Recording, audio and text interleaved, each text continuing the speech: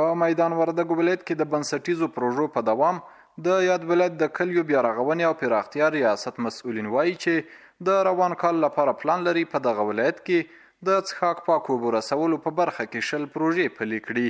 د یاد ریاست رئیس مولوي وحید الله راشد ملي راډیو ته د یادو پروژو په تړاو داسې وویل.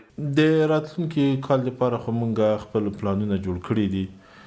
تنه د ابرسانۍ په برخه کې مونږ 10 بنیادي پروژې سروي کړي دي چې دغه اکثر ډیزاین هم سوی ده.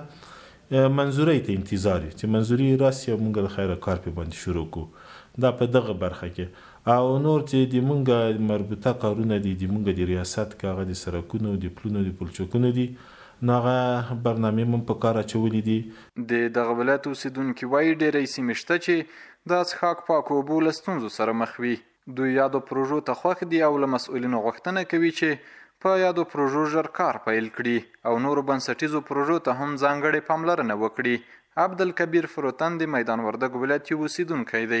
نوموړی وایي پاکو اوبو رسولو شبکو جوړول په دې ولایت کې د خلکو د روغتیا، اقتصادي پرمختګ او ټولنیز ژوند لپاره یو بنسټیز ګام دی. د دې لپاره نه یوازې ملي او نړیوال مرستې بلکې د خلکو شمولیت او همکاري هم ډېره اړینه ده.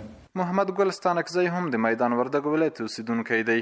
دی داسې وایي د موږ سوهاو په ولایت کې د پاکو اوبو د ستونزو څخه خلک مخامخ او له مسؤلینو نه مو غوښتنه ده چې دې برخې ته توجه وکړو. اگر چې د یو 10 پروژو د پاک او صحي اوبو د پیدایښت لپاره څه کړنې اوس په لاره اچول شوي دي. الله دې وکړو چې دغه کارونه په ښه شکل او په کم وخت کې پای ته ورسیږي. مسؤلین زیاتوي چې روان کال یې په یاد ولایت کې 19 د پاکو اوبو رسولو پروژې پلي کړي چې په دې سره شاوخوا 3000 کورنیو ته د څښاک پاکې اوبه برابرې شوي دي.